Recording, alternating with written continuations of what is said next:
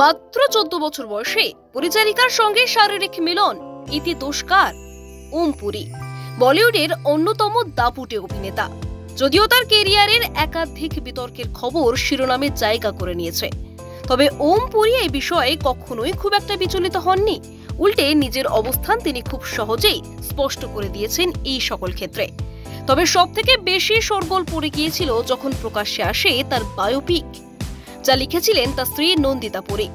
আনলাকিলি hero the story of Om Puri নামের এই বইয়ে লেখা ছিল ওম পুরী মাত্র 14 বছর বয়সে সেক্স করেছিলেন 55 বছরের পরিচারিকার সঙ্গে।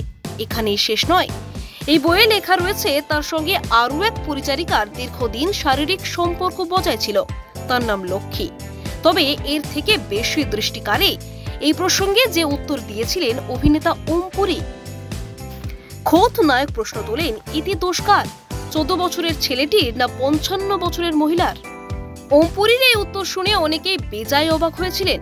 কৈময়.com-এ প্রকাশিত এই খবর বিনোদন জগতে ঝড় তুলেছিল ওম পুরীর বায়োপিক 2009 সালে যখন প্রকাশ্যে আসে তখনই। যদিও বরাবরই স্পষ্ট জবাবের জন্য চর্চিত ওম পুরী, একাধিকবার নানা মন্তব্যের কারণে তিনি বিতর্কের কেন্দ্রে জায়গা করে নিয়েছিলেন।